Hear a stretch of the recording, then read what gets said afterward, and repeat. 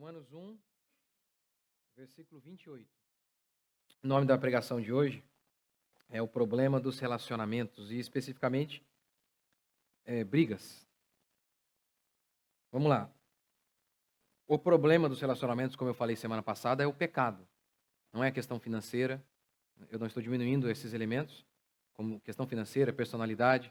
Isso pode gerar alguns tipos de conflitos, com certeza.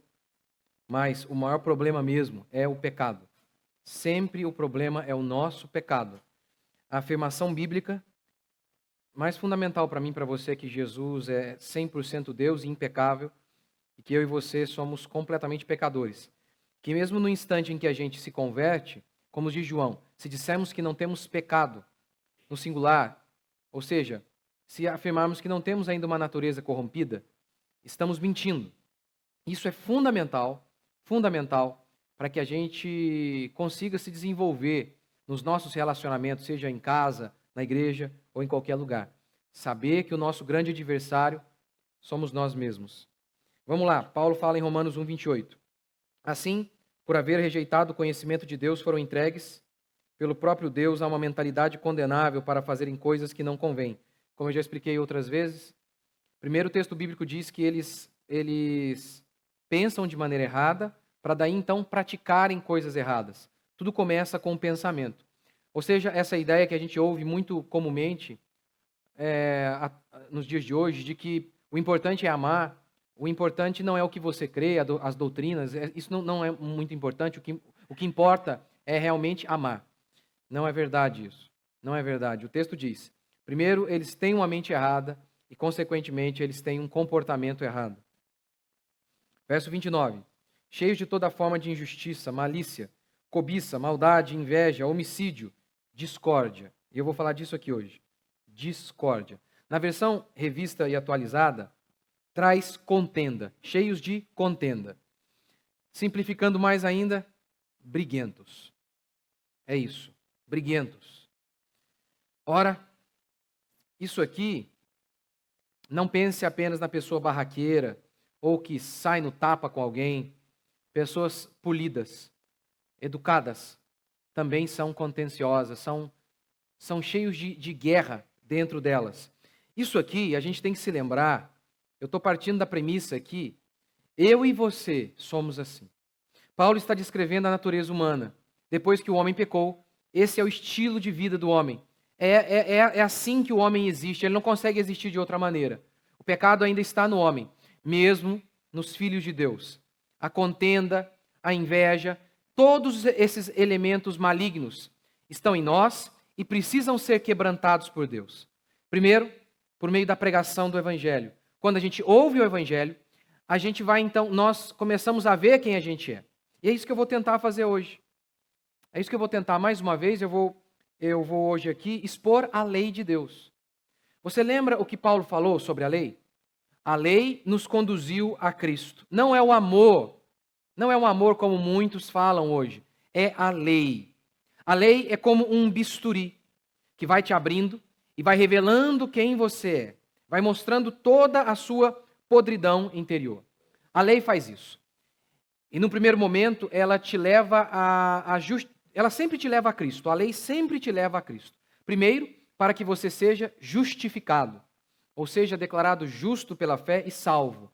Ao perceber os seus pecados, ao perceber a sua maldade, resta a você apenas dizer: há algum Salvador?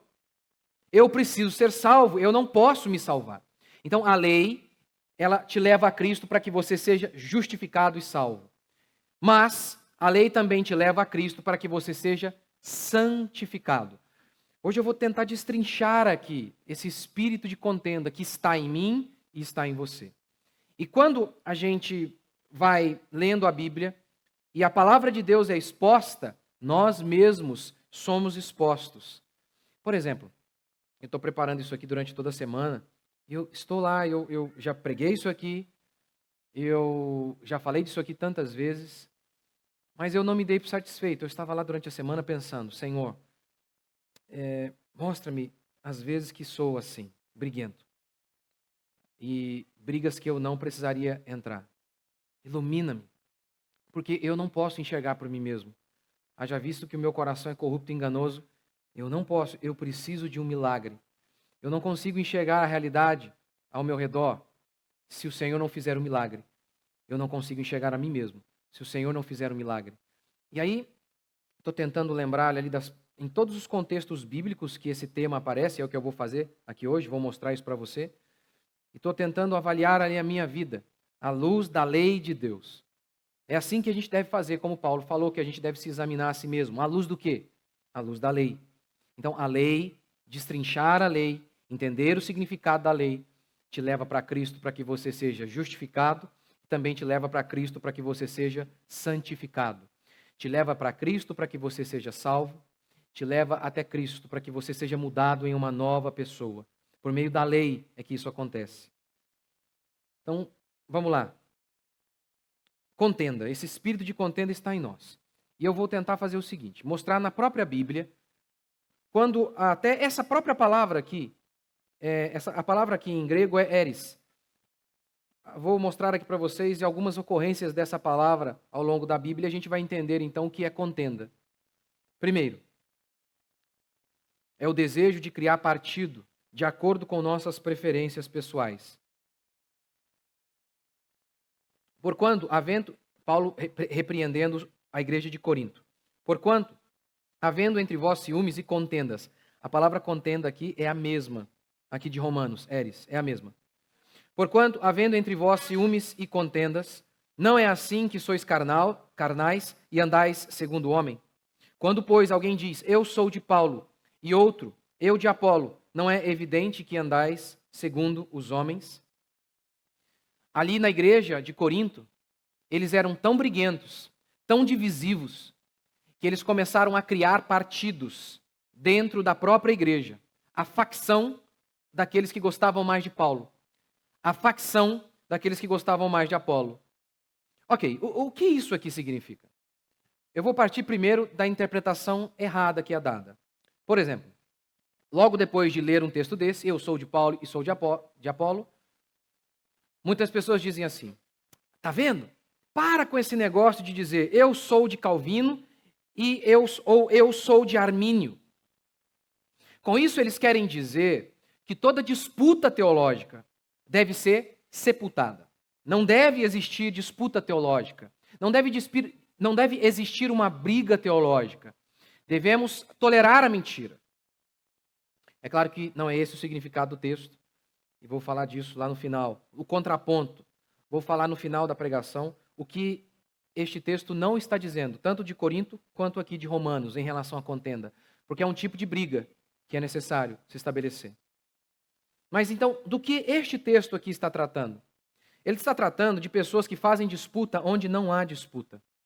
O próprio contexto aqui de 1 Coríntios, Paulo vai dizer assim, eu plantei, mas Apolo regou. Nós temos trabalhos distintos, mas nós dois somos cooperadores de Cristo. E cada um recebeu o seu dom de Deus. Dons distintos, mas de um mesmo Deus. Os apóstolo Paulo e o Apolo, eles não eram concorrentes na casa de Deus. Eles eram servos do Senhor. Cada um à sua maneira.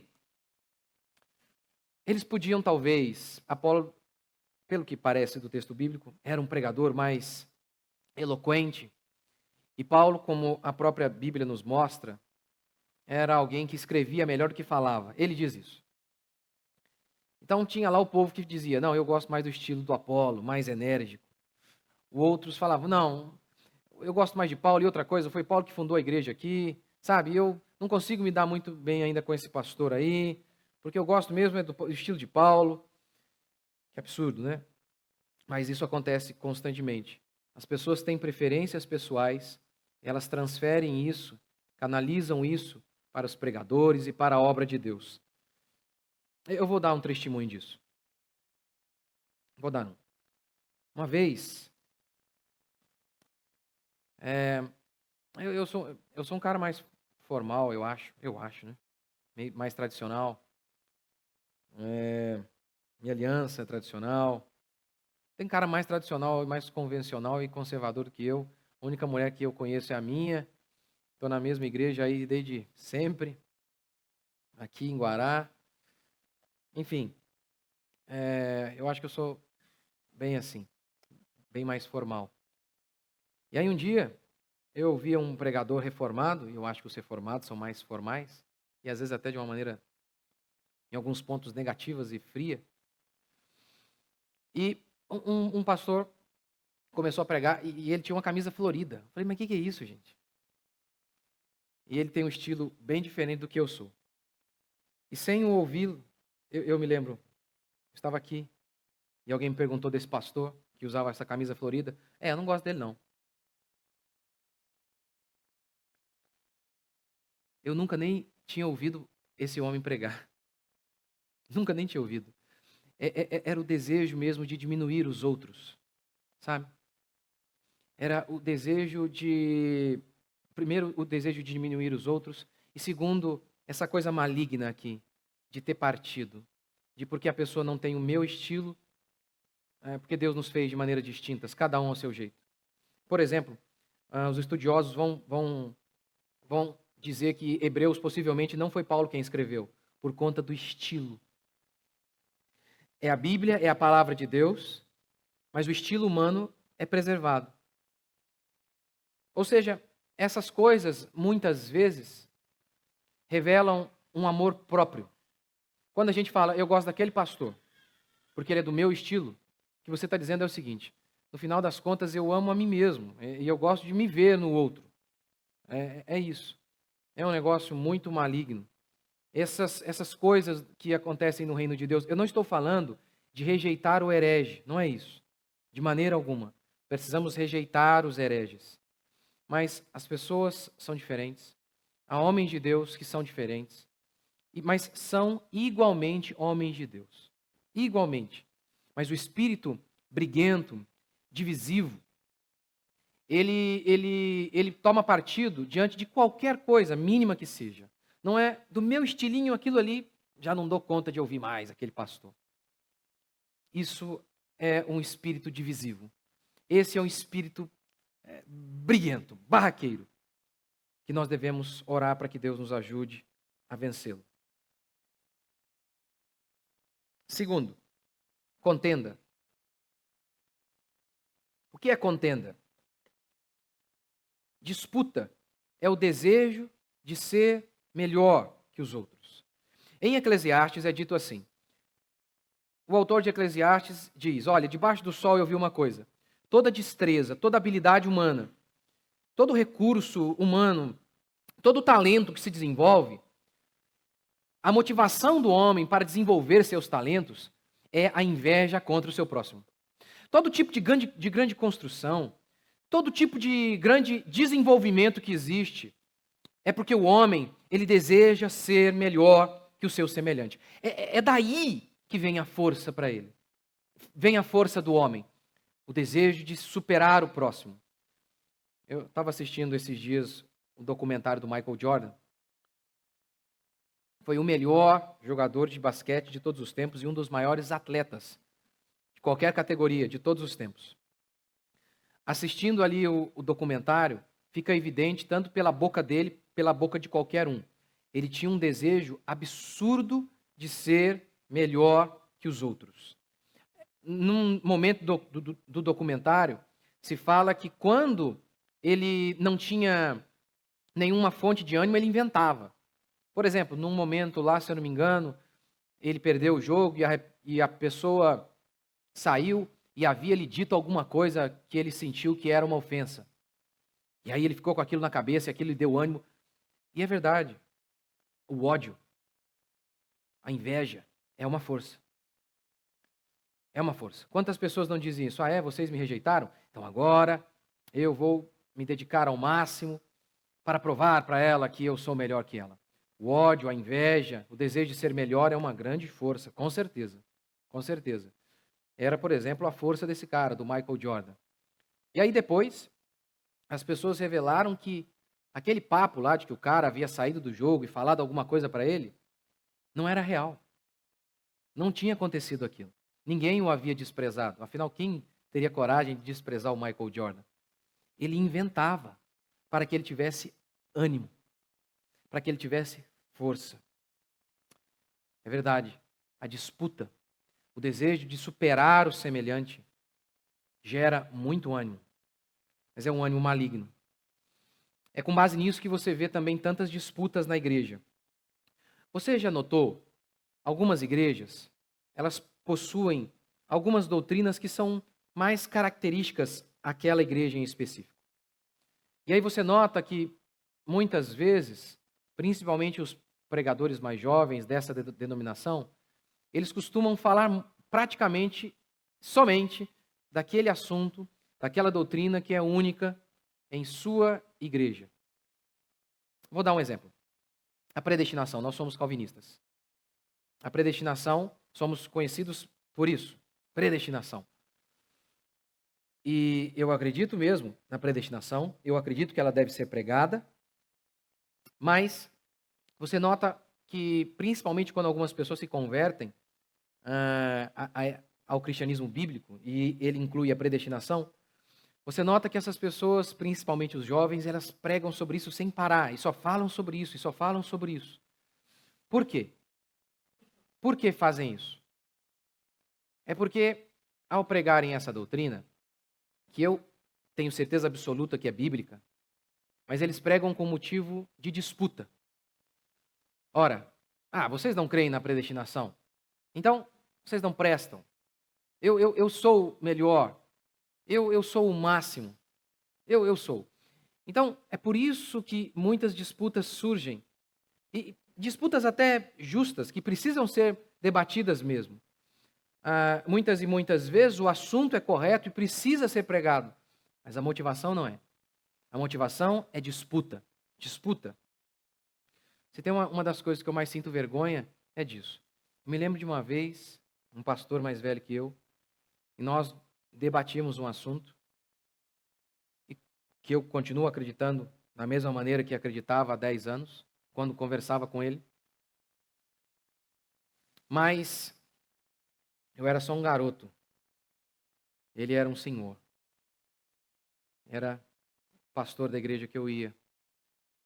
E eu tentando falar com ele, como se eu estivesse no mesmo nível dele, não estava. Não estava, eu era um menino. E hoje eu me lembro disso. Eu sinto tanta vergonha. Que o assunto era verdadeiro. O assunto era correto. Mas o coração maligno, o desejo de mostrar que eu sabia, eu que sei, você não sabe nada. Muitas vezes, a gente pode fazer isso com os nossos parentes. O desejo não é pregar o evangelho para que eles se convertam, é humilhá-los, é mostrar que a gente é que sabe. Esse não é o espírito cristão. Isso é contenda, isso é maligno. Tito 3,9 diz: evita discussões insensatas, genealogias, contendas e debates sobre a lei, porque não têm utilidade, são fúteis. Há muitos debates que podem ser evitados. Há muitas disputas que podem ser evitadas. Coisas insensatas que muitas vezes nós entramos simplesmente pelo desejo de parecer superior. Porque a disputa é isso, não é? Toda disputa visa ter um vencedor. Isso é contenda. Veja, por exemplo, em se tratando da nossa vida. Lá fora, nosso trabalho. De onde deve vir a motivação, nosso ânimo para fazer as coisas? Era disso que eu falava hoje para o meu filho. O amor, o desejo de fazer as coisas para a glória de Deus, é daí que deve vir a nossa força, não o desejo de ser melhor que alguém. Isso é pecaminoso, isso é maligno. O amor pelos nossos parentes. O desejo, sabe, de trabalhar e conseguir se dar bem no trabalho, por conta de nossos filhos, de nossos pais. Era assim que um garoto deveria pensar. Em se dedicar, em pensar que, poxa, eu posso salvar minha família da pobreza se eu for bom no que eu faço. Eu posso ajudar outras pessoas se eu for muito bom no que eu faço. Porque todo mundo precisa de ânimo.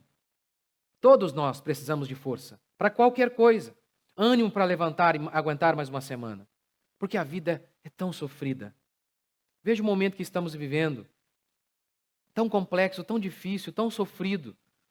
Onde nossa liberdade é arrancada de uma maneira que talvez não, que eu via em livros, mas não imaginava que chegaria às vias de fato.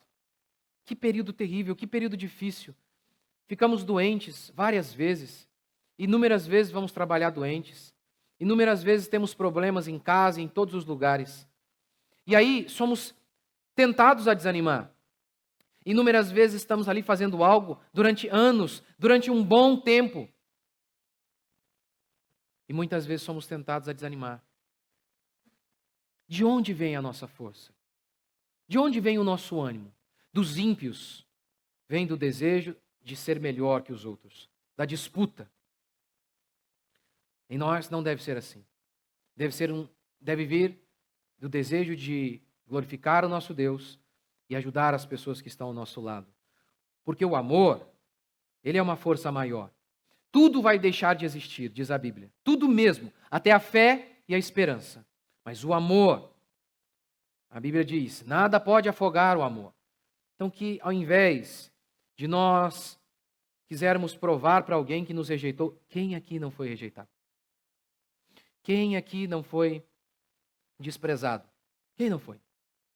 E quantas vezes você fala, agora aquele desgraçado lá, ele vai ver.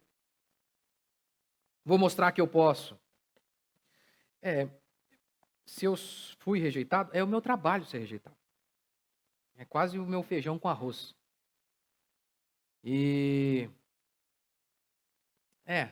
Eu costumo contar dando risada, mas muitas vezes não é nada legal. Nada legal. Principalmente pessoas que às vezes ficam... Não é nada legal. Mas, de onde vem o nosso ânimo? De onde vem? Do amor pelo nosso Deus e das pessoas. Não pode ser da disputa. Não pode ser. Terceiro, o prazer em contender. Prazer em brigar. Prazer em dividir. E lembre-se, isso está em nós. 1 Coríntios.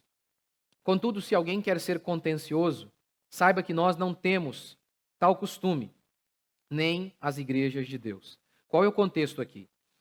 Paulo estava proibindo mulheres que queriam andar sem usar o véu.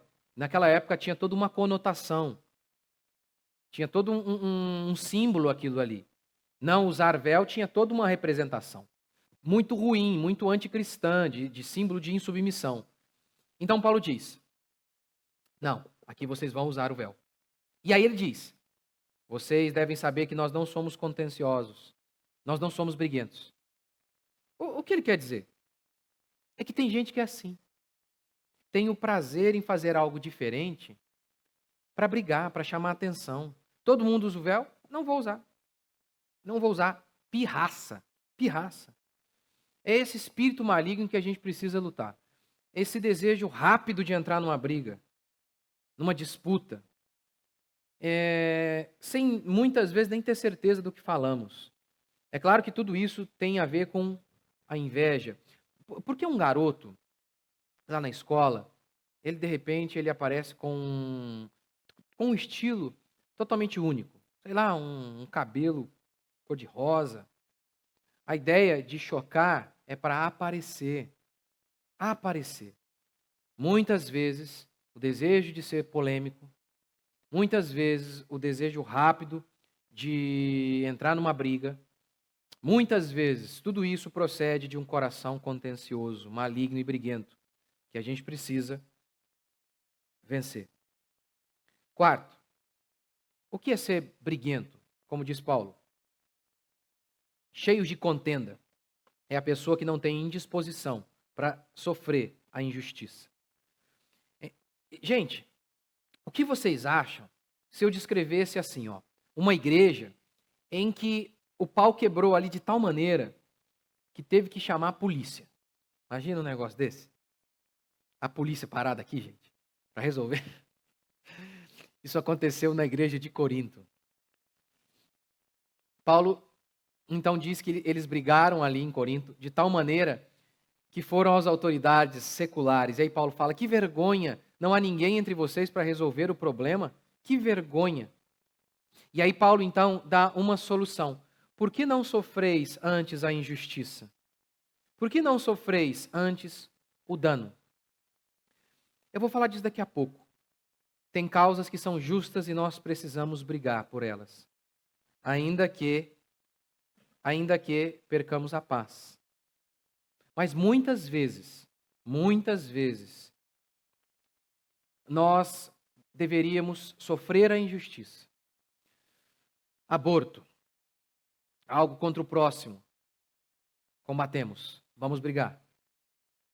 Vamos brigar. Não vamos usar a desculpa da misericórdia, do amor, para tolerar a mentira. Vamos brigar. Mas quantas vezes nós estamos sofrendo a justiça? A nossa pessoa. Não o reino de Deus. Não o próximo. Nós mesmos. Nós. E aí Paulo diz, por que vocês não sofrem o dano? Ou seja, muitas vezes, em nossa casa, em nosso trabalho, em nossa igreja, nós temos mais discussões do que deveríamos, porque não estamos dispostos a sofrer a injustiça, o que é um preceito bíblico, é um mandamento. Já que o nosso Deus levou sobre ele os nossos pecados, ele não tinha pecado, mas ele carregou. Ele ordena que nós também façamos isso. Que quando formos injustiçados, que nós soframos o dano, que nós venhamos a nos humilhar, que nós tenhamos consciência disso, lá em casa, no trabalho, na igreja, que muitas vezes o que nós devemos fazer é fartar-se de afrontas, como diz o salmista. Farte-se de afrontas. É aquela pessoa que nunca aceita nenhum tipo de injustiça. Ele diz, não, porque eu brigo pelo que é certo. Ora, se Deus fosse brigar pelo que é certo em relação a você, ele tinha te matado. Ele foi misericordioso com você, ele sofreu a injustiça no seu lugar. E Deus ordena que nós façamos o mesmo. Sempre. Ora, pense, vou dar um exemplo aqui agora.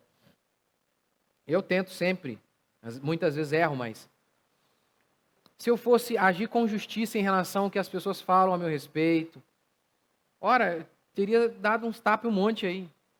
Teria brigado com vários. Mas eu me lembro do mandamento bíblico, eu me lembro do que a Escritura fala, de que nós devemos sofrer o dano, de que muitas vezes nós devemos nos humilhar diante das injustiças que sofremos. E aí, muitas brigas serão evitadas. O briguento não está disposto nunca a ceder. Nunca. Ele nunca aceita sofrer uma injustiça. Jamais. É uma pessoa briguenta. E quinto, para encerrar, vou fazer o contraponto agora. Vou falar o que esse texto não está dizendo. É até ruim, eu deveria acabar agora aqui a pregação. Mas como este é um tema bem distorcido no nosso meio, é fundamental que eu explique. Meu segundo princípio é a covardia e a tolerância ao erro. Este texto não é um estímulo à covardia e uma tolerância ao erro. Não sejam briguentos, sofram a injustiça. Não sejam contenciosos. Não sejam. Ok. Isso significa dizer que, em hipótese alguma, nós iremos brigar? De maneira alguma. Veja isso aqui. Tendo havido da parte de Paulo e Barnabé, o quê? Contenda.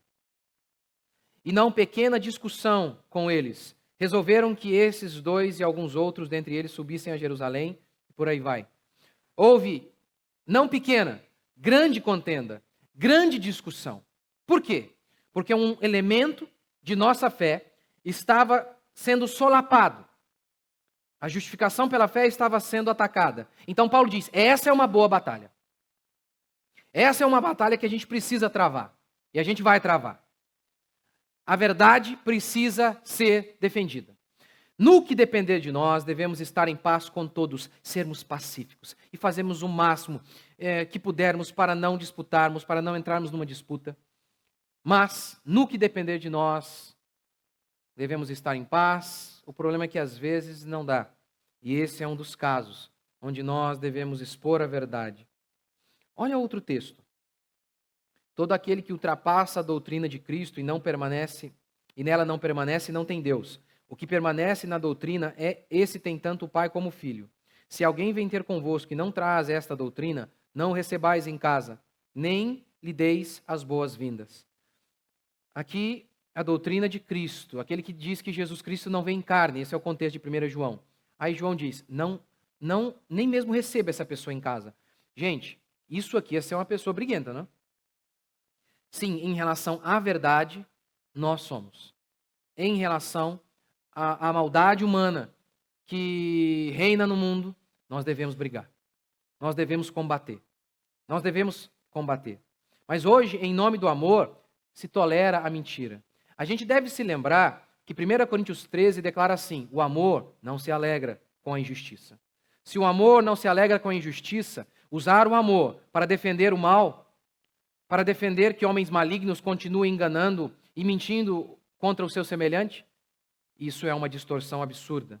Ora, Jesus ele foi como ovelha muda para o matadouro. É verdade.